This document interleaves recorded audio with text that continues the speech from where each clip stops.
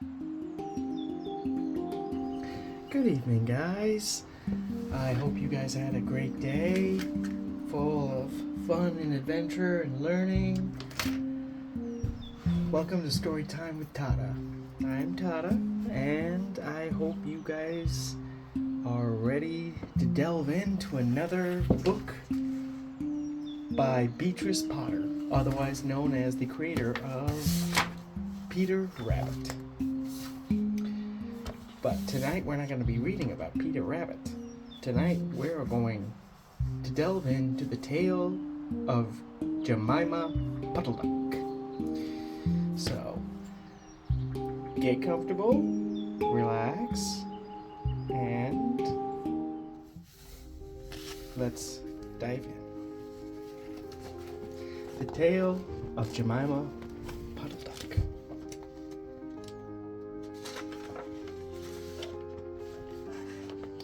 Jemima Puddle-Duck lived in a busy barnyard. She was unhappy because the farmer's wife would not let her hatch her own eggs. Jemima's sister Rebecca was perfectly happy to let someone else hatch her eggs. "I don't have the patience to sit on a nest for 28 days, and neither do you, Jemima," Rebecca told her. "You leave the nest and let the eggs get cold." "I will hatch my own eggs," Jemima Puddle-Duck quacked, and even though she tried to hide her eggs, they were always found. Jemima knew she would have to lay her eggs far from the farm.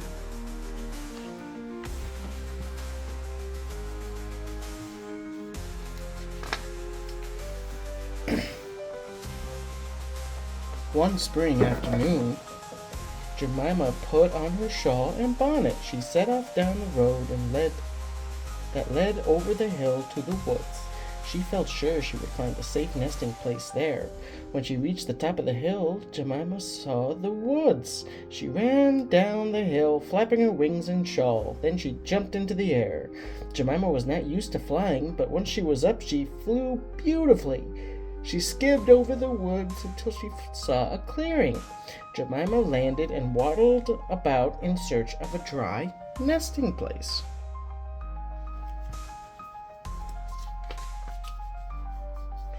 Jemima was startled to see a handsomely dressed gentleman reading a newspaper. He had black pointy ears and long whiskers. He was sitting on his red bushy tail.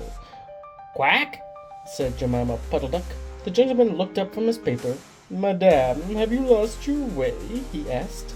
Jemima thought the gentleman was very polite. She explained how she wished to find a dry nesting place to lay her eggs. The pointy-eared gentleman looked truly concerned.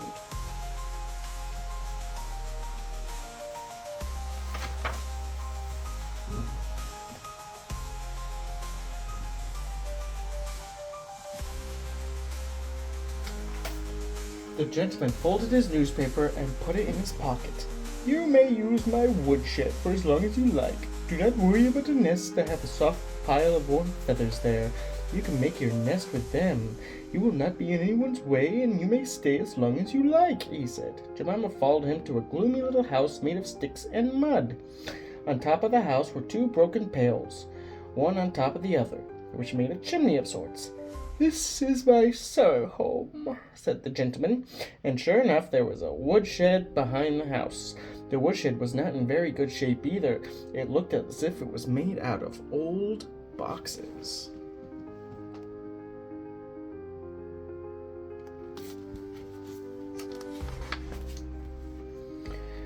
When the gentleman opened the door, Jemima was surprised to see so many feathers. She did not wonder why they were there. She only thought about how perfect they were for a nest. After she made her nest, she came out of the woodshed. The sandy-whiskered gentleman was sitting on a log, reading the newspaper. At least he had opened it up. He seemed to be peeking over the top of it. The fine gentleman assured her that he would be proud to have a nest of eggs in his woodshed. Jemima Puddle-Duck came to the woodshed every afternoon. She laid 9 eggs in the nest. It was a greenish-white color and was very large. The gentleman admired them all. He even counted them when Jemima was not there.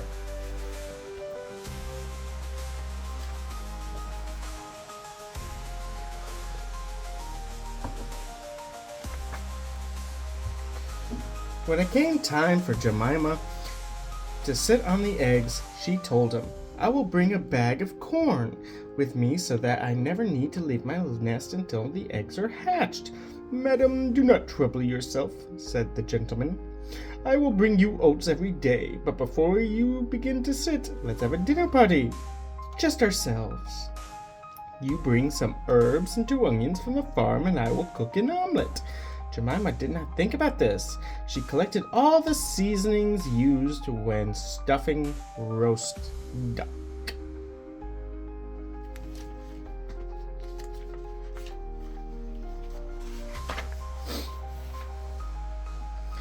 And when she waddled out of the farm kitchen, Kep the collie asked, "Where do you go every day by yourself, Jemima Puddle-Duck?"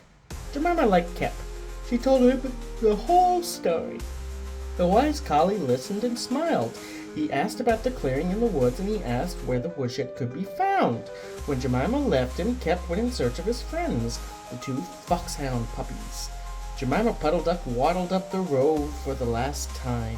As Jemima began to fly to the bushy-tailed gentleman's house, she carried a heavy bag of herbs and onions with her.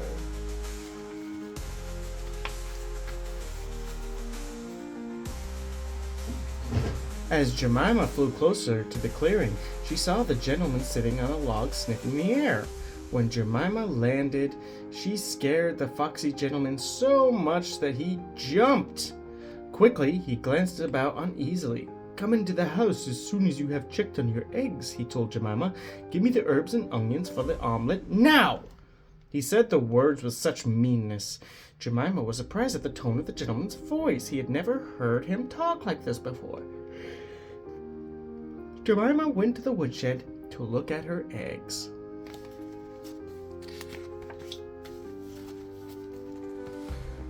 When she was inside, she heard the noises of pattering feet.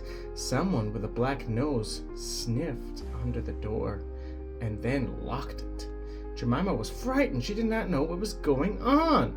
A moment later, she heard barking, growling, howling, squealing, and groaning. The whiskered gentleman was never seen again. It was Kep who unlocked the door to the woodshed.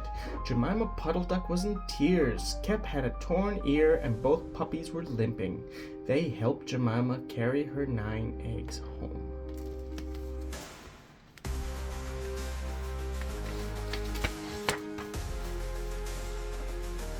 The farmer's wife let Jemima keep the eggs, but only 4 of them hatched.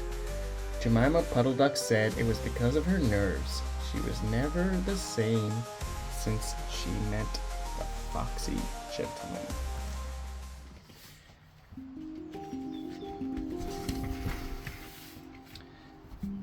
Now I understand it's been quite a shorter video than what we've been used to, but I like this story personally because it teaches you that even though some people are seeming to really want to help you, and in some cases they actually do want to help you, but you always have to be careful that they are not foxes in disguise. Because Jemima Puddle-Duck was just about to become a nice, delicious roast duck if it hadn't have been for Kep and the 2 pups.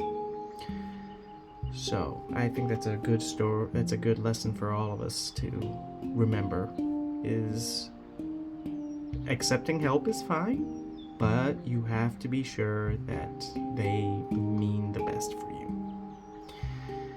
Now, I hope you guys enjoyed that story as much as I did telling it, and I hope you guys have a absolutely wonderful night full of great dreams, and until next time, just remember that Tada loves you. Have a good night, and I'll hope to read to you again